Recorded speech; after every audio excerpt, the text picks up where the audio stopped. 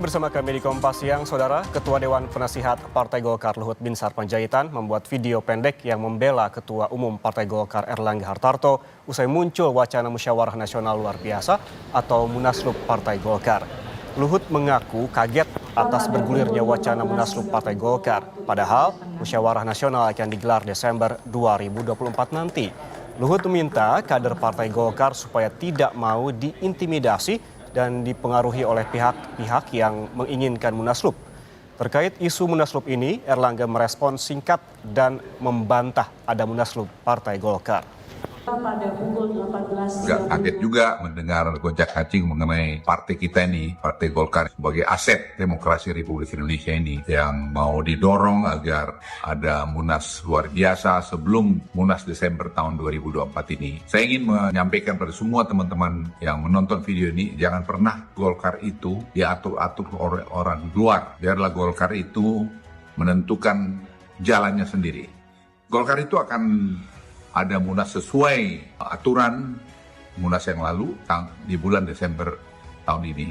Ya, kita semua harus kompak di Golkar ini, jangan pernah kita mau diintimidasi atau dipengaruhi oleh siapapun dari luar untuk tujuan-tujuan pribadi atau tujuan-tujuan lain yang membuat Golkar itu jadi tidak solid. Sementara itu, Sekjen PDI Perjuangan Hasto Kristianto mengaku terkejut dengan berita pengunduran diri Erlangga Hartarto sebagai Ketua Umum di Partai Golkar. Menurut Hasto, Erlangga adalah sosok komunikator yang baik dalam membangun kerjasama politik antar partai. Diakui Hasto, PDI Perjuangan banyak bekerja sama dengan Partai Golkar, terutama dalam gelaran Pilkada 2024. Hasto juga bilang gejolak yang dialami Partai Golkar bisa memengaruhi konfigurasi peta politik Pilkada, utamanya di tingkat provinsi. Ya, hal tersebut sangat mengejutkan karena ini dalam rangka pilkada serentak dan muncul kejadian politik yang dalam kategori kami suatu hal yang luar biasa yang menyentuh aspek. Dan untuk membahas apa yang sedang terjadi di tubuh Partai Golkar, kita langsung bergabung dengan Direktur Eksekutif Carta Politika Yunarto Wijaya. Selamat siang, Mas Toto.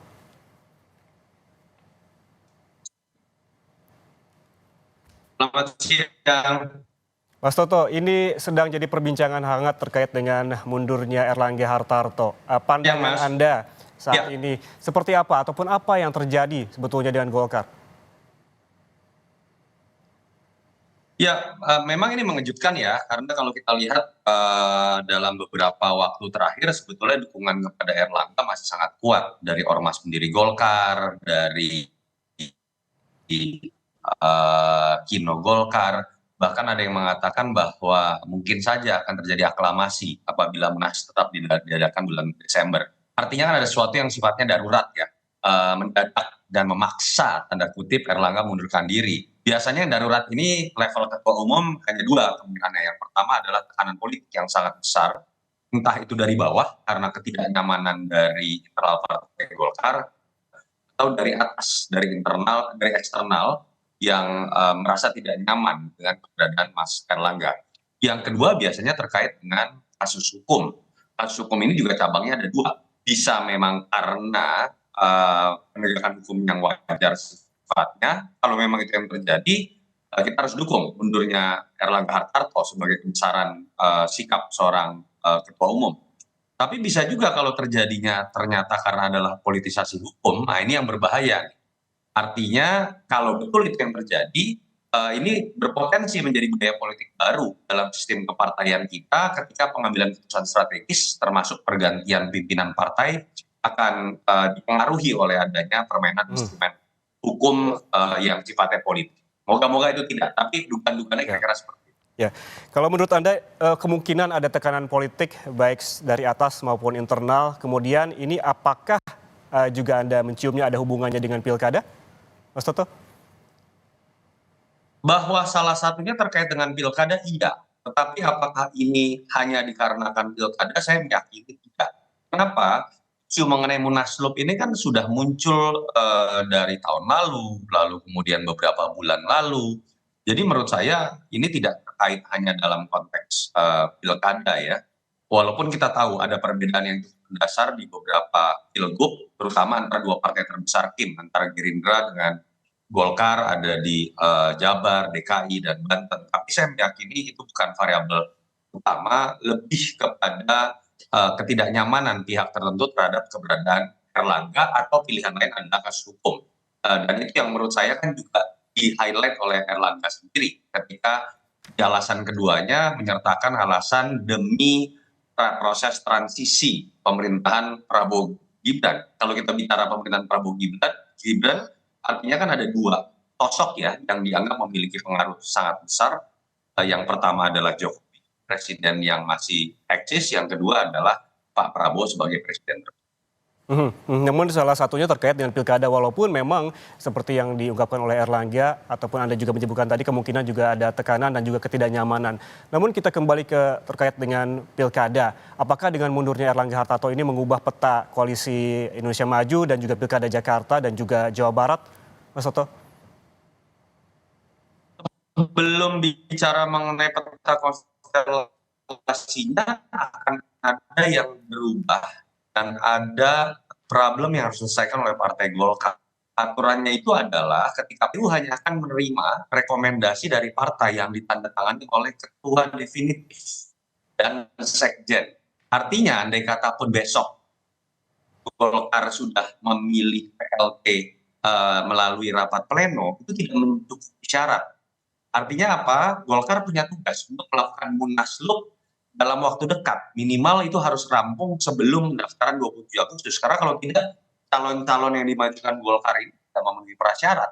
Dan ini menurut saya cerdasnya siapapun yang mengatur rencana munaslup ini. Karena ketika kemudian dihadapkan pada tantangan Golkar itu bisa lolos pilkada atau tidak mau hampir seluruh kader menurut saya akan menyetujui munaslup ini. Dan cocok yang enggak, karena kalau tidak mereka akan berantakan nih rencana pilkadanya. Itu yang pertama. Yang kedua, kalau ditanya konstelasinya berubah atau tidak, menurut saya andai kata yang terpilih adalah sosok yang memang dapat restu dari kekuasaan, entah itu dalam konteks Jokowi atau dalam konteks Kim, dalam hal ini Pak Prabowo, tentu saja di level pilgub yang minimal ya, perbedaan sikap itu lebih bisa dipertemukan dan kemudian perbedaan-perbedaan sikap seperti Jabar, DKI, dan kemudian Banten akan lebih mudah diselesaikan.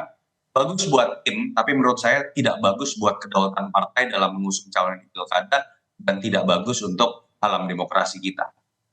Oke, tidak bagus untuk kedaulatan partai, namun ini Erlangga Hartarto sudah memutuskan untuk mundur. Anda melihatnya juga seperti apa? Karena memang ada pertanyaan begitu sebelumnya, apakah Erlangga ini memiliki kesalahan atau betulkah ada hubungannya dengan kasus lama terkait dengan minyak goreng misalnya, Mas Toto?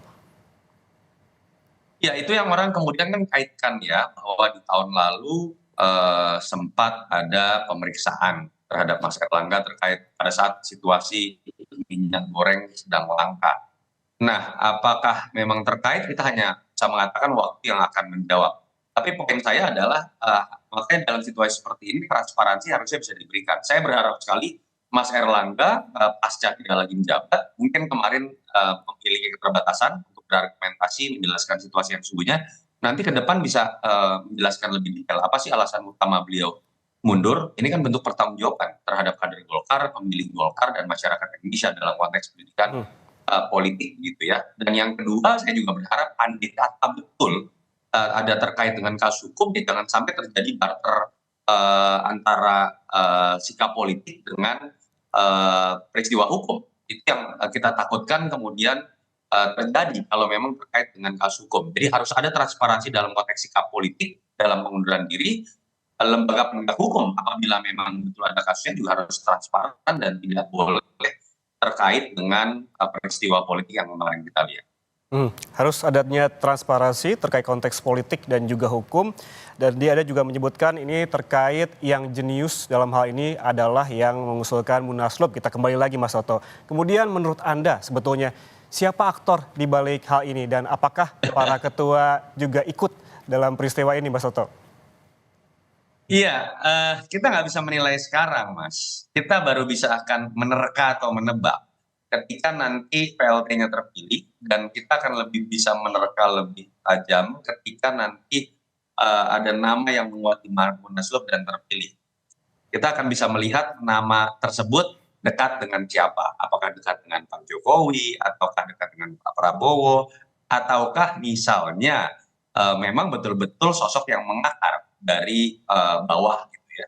Nama-nama yang beredar misalnya ada Andika Agus Gumiwang, orang cenderung mempersepsikan itu dekat dengan Pak Prabowo. Bahlil cenderung dekat dengan Pak Jokowi. Kalau nama-nama lain yang muncul mungkin cenderung akan lebih memiliki akar ya di bawah gitu. Itu yang menurut saya nanti bisa kita jadikan landasan untuk menilai. Saya tidak mau mengatakan aktor dari Munaslup ini, tapi minimal kita bisa mengatakan siapa yang bisa mengambil keuntungan dari peristiwa Munaslup. Yang bisa kita lakukan saat ini hanyalah menerka-nerka ya Mas Toto siapa aktor di balik dengan mundurnya Erlangga Hartarto. Terima kasih Yunarto Wijaya telah bergabung bersama kami di Kompas Siang pada hari ini. Selamat bertugas kembali Mas Toto, terima kasih.